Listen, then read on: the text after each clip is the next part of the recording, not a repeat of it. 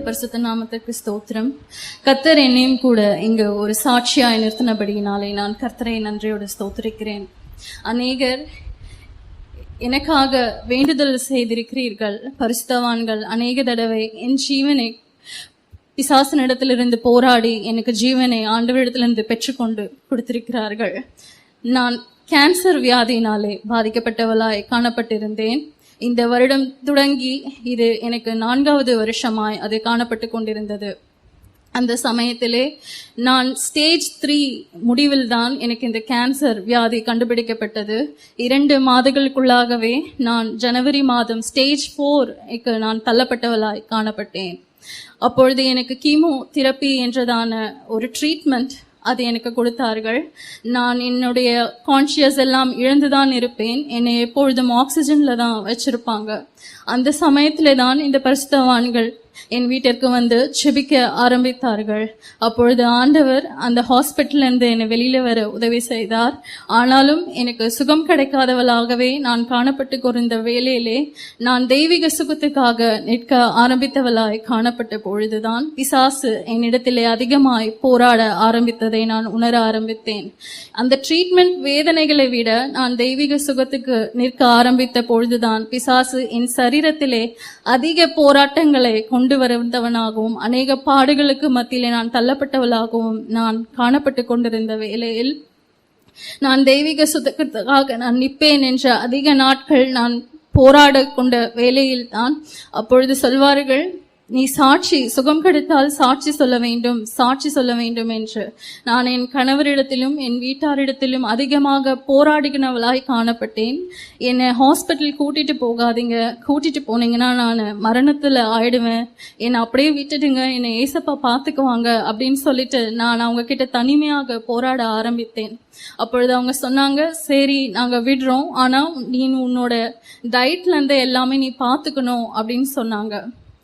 அந்த வேலையில தான் நான் ஒவ்வொரு மாதம் ரெவ்யூ போவேன்.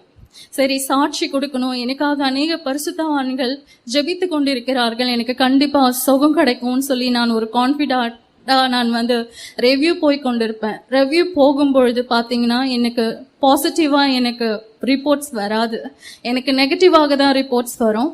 அந்த சமயத்துல எனக்கு ரைட் சைடு பிரஸ்ட் கேன்சர் மட்டும்தான் எனக்கு தெரியும். என் கணவர் நான் ரொம்ப உடைஞ்சு போடுவேன்னு சொல்லிட்டு எனக்கு நிறைய ரிப்போர்ட்ஸ் எல்லாம் அவங்க எனக்கு மறைச்சிட்டாங்க. நான் தனியாக ஒரு வாட்டி ரெவ்யூ போகும்பொழுது ஜூலை மாதம் இந்த வருஷத்திலே போகும்பொழுது எனக்கு சொன்னாங்க, உங்களுக்கு உடம்பு ஃபுல்லா இருக்கு, நீங்க ஏன் ட்ரீட்மெண்ட் எடுக்காம இருந்தீங்க? நான் சொன்னேன், இல்லை எனக்கு ரைட் சைடு மட்டும் தானே அப்படின்னு நான் சொன்னேன். அப்போ அவங்க சொன்னாங்க, இல்லை உங்களுக்கு லெஃப்ட் சைட்ல இருந்து லங்ஸ்ல இருந்து வயிறு வரைக்கும் உங்களுக்கு ஃபுல்லா பரவி போயிடுச்சு.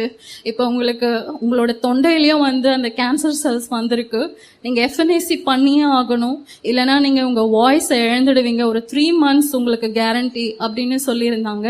நான் FNAC அப்போ பண்ணாம நான் வீட்டுக்கு வந்தேன். எங்க ஹஸ்பண்ட் ரொம்ப ஆவலா என்கிட்ட வந்தாங்க. அவங்க ரட்சிப்புல இல்ல, வந்து கேட்டாங்க, என்னமாச்சு, ரிப்போர்ட்ஸ் பாசிட்டிவா இருந்ததா, எதுவும் பிரச்சனை இல்லையே? என்னால எதுவும் சொல்ல முடியல. நான் சொன்னேன், இல்ல தொண்டையில வந்து FNAC பண்ணணும் அப்படின்னு சொல்லியிருக்காங்க, என்ன ஸ்டேஜ்ல இருக்குன்னு பார்த்து ட்ரீட்மெண்ட் கொடுக்கணும்னு சொல்லியிருக்காங்க அப்படின்னு சொன்னேன். அவர் சொன்னாரு, நீ விசுவாசிக்கிற இல்லையா, சரி நீ ஜெபத்திலேயே இரு அப்படின்னு சொல்லிட்டு.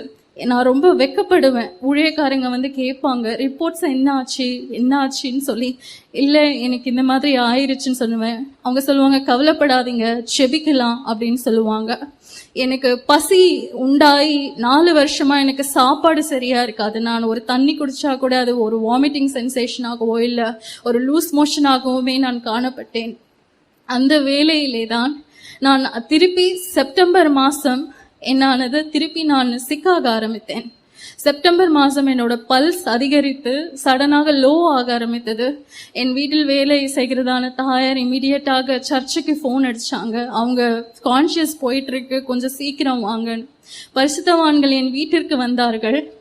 வந்து ஒரு 4 hours என்னோட கையையும் என் காலையும் இறுக்கமாக பிடித்து நடுமுட்டியில் இருந்து போராடினார்கள்.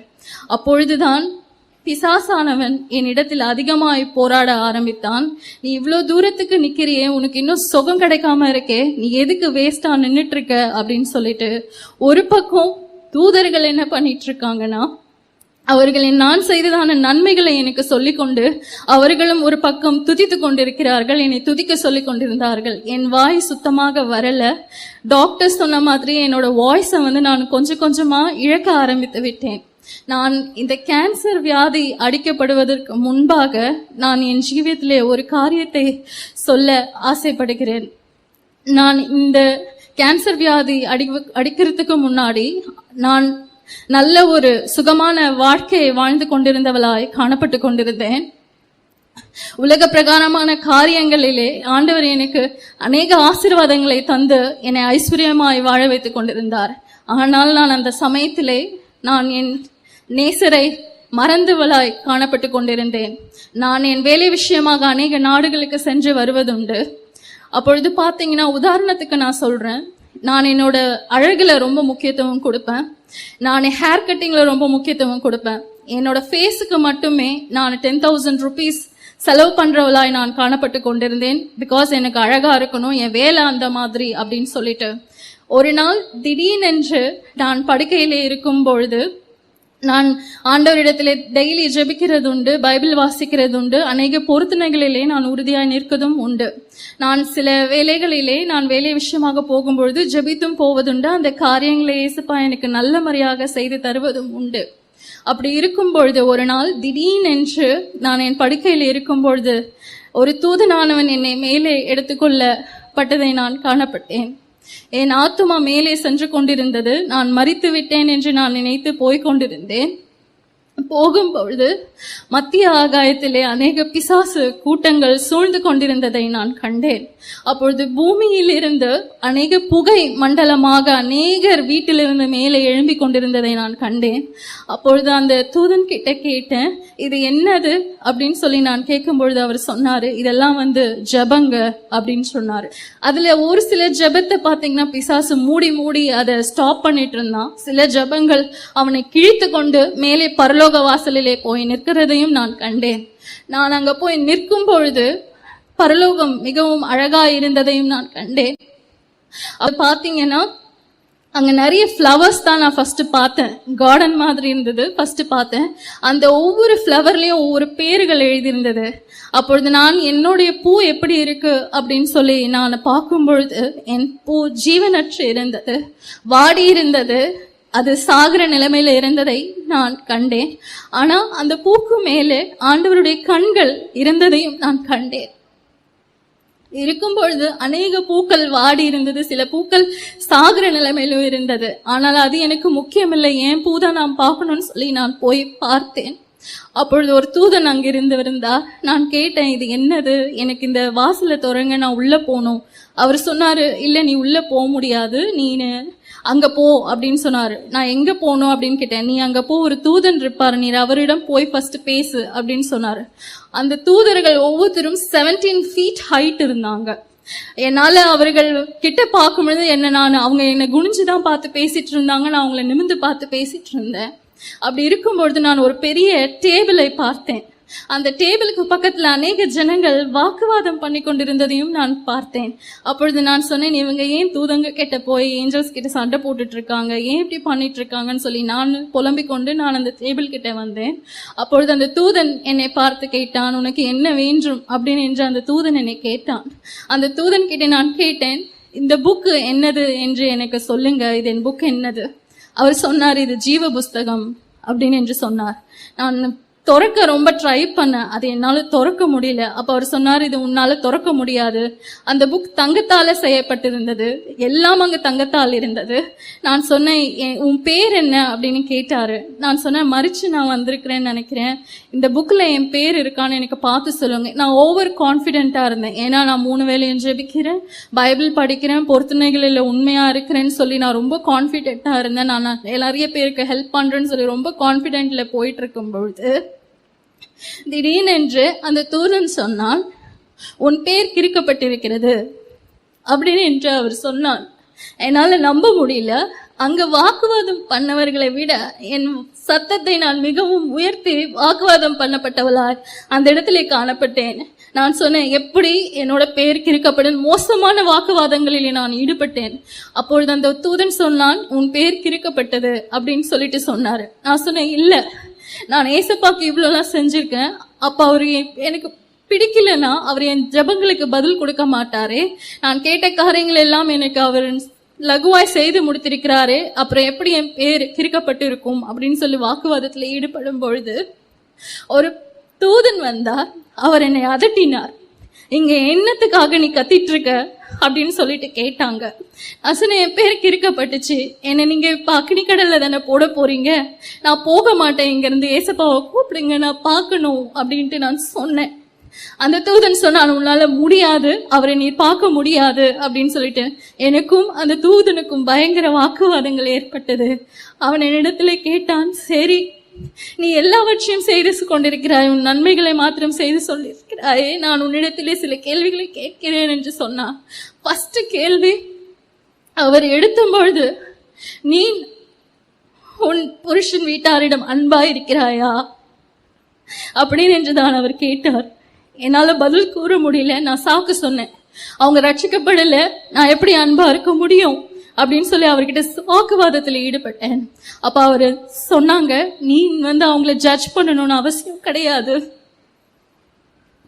அப்படின்னு சொல்லிட்டு அந்த புக்கை நீ உத்து பாரு அப்படின்னு சொன்னார். நான் சொன்ன, பல பாஷைகளில் இருக்கு, வேற பாஷைகளில் இருக்கு, என்னால படிக்க முடியல அப்படின்னு சொன்னேன். அவர் சொன்னார், சரி அநேக பேர்கள் கிறுக்கப்பட்டிருக்கேன். நான் சொன்னேன், ஒரு சில பேர்கள் மாத்திரம் தானே அது எழுதப்பட்டிருக்கிறது அப்படின்னு. அப்ப அந்த தூதன் கேட்டார், சரி உன் ஈகோ ப்ராப்ளத்தினால நீ அதிக சம்பளம் வாங்கிறாய், வெளிநாடுக்கு செல்கிறாய் என்று அநேகரை நீ மதிக்காம இருக்கிறாய். நான் உன்னிடம் ஒன்று கேட்கிறேன், உன் பேருக்கு மேலாக ஒரு பேர் இருக்கிறதே அப்படின்னா. ஆமா, அது கிறுக்கப்படல அப்படின்னா. அவன் அது கிறுக்கப்படல அப்படின்னு சொன்னேன். அப்போ அந்த தூதன் கேட்டான், அந்த பேர் உன் புருஷனுடைய பேரா இருந்தால் நீ என்ன செய்வாய் என்று கேட்டான். என்னால பதில் கூற முடியவில்லை. அவன் சொன்னான், நீ கீழே போக வேண்டும் என்று. நான் மிகவும் அழுதேன். அவர் கீழே போனோன்றது என் காதுல நீ போ, இங்க இருந்து போன்ற மாதிரி தான் விழுந்துச்சு. அந்த டேபிளோட காலை இறுக்கமாக பிடித்து கொண்டு நான் சொன்னேன், நான் போக மாட்டேன், ஏசப்பாவை வர சொல்லுங்க, நான் பார்த்துட்டு தான் போகுவேன் அப்படின்னு சொல்லிட்டு இருந்தேன். அப்பொழுது அந்த தூதனின் கிட்ட கேட்டது, நீ இவ்வளவு தூரத்துக்கு போராடுகிறாயே, மரணம் பரியந்தமும் ஆண்டவருக்கு நீர் உண்மையாயிருப்பாயா அப்படின்னு என்று என்னை கேட்டான். ஜீவ புஸ்தகத்தில் என் பேர் எழுதினால், மீண்டும் பேர் எழுதினால் போதும் என்று நான் அவன் சொன்னதுக்கெல்லாம் தலையாட்டி கொண்டிருந்தேன். கண்டிப்பா நான் மரண பரியந்தமும் நான் ஆண்டவருக்காக நிற்பேன் என்று பயங்கரமா வாக்குவாதம் பண்ணிட்டு இருந்தேன். அப்ப நான் கேட்டேன், நான் திரும்பி கீழே போனோன்னா எனக்கு கிருபை வேணும், எனக்கு பலன் வேணும், நான் யார்கிட்ட சமாதானம் ஆகணுமோ எனக்கெல்லாம் அந்த கிருபை எனக்கு ஏசப்பா தரணும் அப்படின்னு சொல்லிட்டு நான் அந்த டேபிளை பிடிச்சி அழுதுகிட்டே இருக்கும் பொழுது அந்த பூக்கள் மேலே ஆண்டவருடைய கண்ணீர் பட்டதை நான் கண்டேன் அந்த இடத்திலே. அப்பொழுது அந்த பூ வாடியா எந்த பூ மலர ஆரம்பித்தது. அப்பொழுது ஒரு தூதன் சொன்னான், நீ சந்தோஷப்படணும், கீழே நீ மீண்டும் போ அப்படின்னா. ஏன் அப்படின்னு நான் கேட்டதுக்கு அந்த தூதன் சொன்னான், நீ செய்ததான பாவங்கள் அநேகமா இருக்கிறது, அது வரைக்கும் உன் ஆண்டவர் உன்மேல் இரக்கம் வைத்து அதை பிடுங்கி போடாமல் அதை வெயிட் பண்ணி நீ எப்ப ரிட்டர்ன் ஆவன்னு சொல்லி பார்த்து கொண்டிருக்கிறார், அது பாதுகாத்து கொண்டிருக்கிறார். என் கண்ணீர், அவர் கண்ணீர் அது மேல் பட்டது, நீ கீழே போ அப்படின்னு சொல்லி எனக்கு கமெண்ட் பண்ணாரு. நான் சரின்னு சொல்லிட்டு கீழே வந்தேன். 6 மாசம் நான் என் மதர் இன் லா கிட்ட சாரி கேட்டேன், என் ஹஸ்பண்ட் கிட்ட சாரி கேட்டேன். இந்த வேலையினால எங்கள் குடும்பங்களிலே வரந்த கிளாஷ்னால நான் ஃபர்ஸ்ட் என் வேலையை ரிசைன் பண்ணேன். எல்லாரும் ஏன் சொன்னாங்க, ₹1,00,000 சம்பாதிச்சதுக்கு பைத்தியக்காரியான்னு கேட்டாங்க. நான் இதை சொன்னேன், நான் பைத்தியக்காரத்தனமா தான் இருக்கணும். ஃபர்ஸ்ட் என் வேலையை நான் ரிசைன் பண்ணேன். என்ன நேர்ந்தாலும் என் ஆண்டவர் என்னை பார்த்துக்கொள்வான்னு சொல்லிட்டு அந்த வேலையை நான் ஃபர்ஸ்ட் ரிசைன் பண்ணிட்டு என்கிட்ட இந்த காஸ்மெட்டிக்ஸ் எல்லாவற்றையும் நான் ஃபர்ஸ்ட் தூக்கி எறிஞ்சேன். 6 மாதம் கழித்து யாரும் நினைக்க முடியாத அளவுக்கு என் வீட்டிலே சந்தோஷம் குலைக்கிறதான இந்த வியாதி எனக்கு கொடுக்கப்பட்டது. பிசாசானவன் முதலாவது என் அழகில் தான் என்னை கை வைத்தான். என் தோற்றம் மாறிச்சு, என்னுடைய உருவம் முழுதுமாக மாற காண்பித்தது. நான் முட்டை அணைக்கப்பட்டவளாய் என் முடி முழுவதும் படுக்கை விட்டு எழுந்தேன். ஆனால் அப்படியே அக்காக்காக என்னோட படுக்கையில இருக்கும். அப்பொழுது நான் சொல்லுவேன் என் ஹஸ்பண்ட் கிட்ட, நான் மொட்டை அடிக்க மாட்டேன், எதா இருந்தாலும் பரவாயில்ல அப்படின்னு சொல்லிட்டு இந்த செப்டம்பர் மாசம் நான் மீண்டுமாக மரணத்துக்குள்ளாக தள்ளப்பட்டு ஊழியக்காரர்கள் வந்து என் கையையும் என் காலையும் பிடித்து 4 மணி நேரமாக எனக்கு போராடி என்னுடைய பல்ஸ் ரிட்டன் ஆக உதவி செய்யும் பொழுதுதான் நான் இதை மறந்தேன்.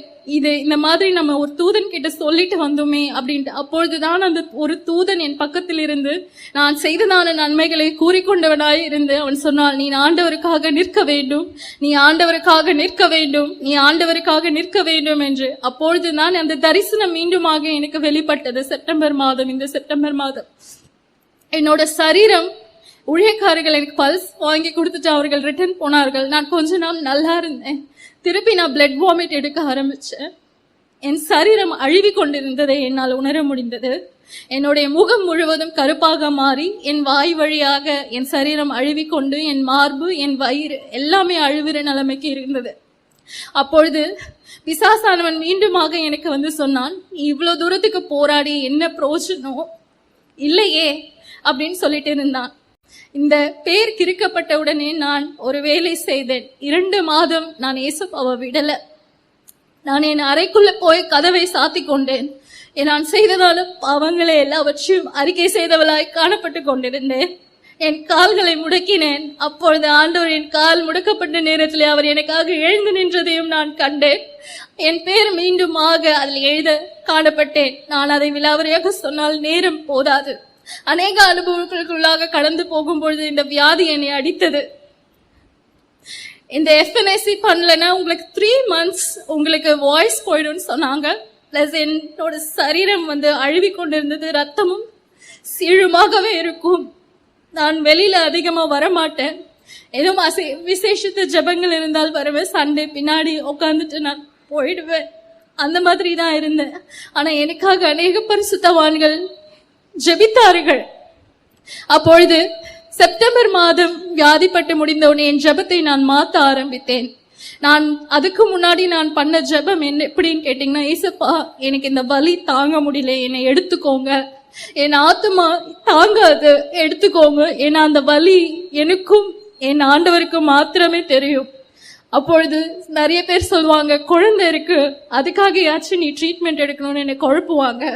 இல்ல, செப்டம்பர் மாசம் அந்த தூதன் எனக்கு நீ ப்ராமிஸ் பண்ணிட்டு வந்தியேன்னு சொல்லி அந்த வாக்கு கொடுத்தோன்னு நான் இன்னும் உறுதியாய் நிற்க ஆரம்பித்தேன். என் ஜெபங்களை நான் மாற்ற ஆரம்பித்தேன்.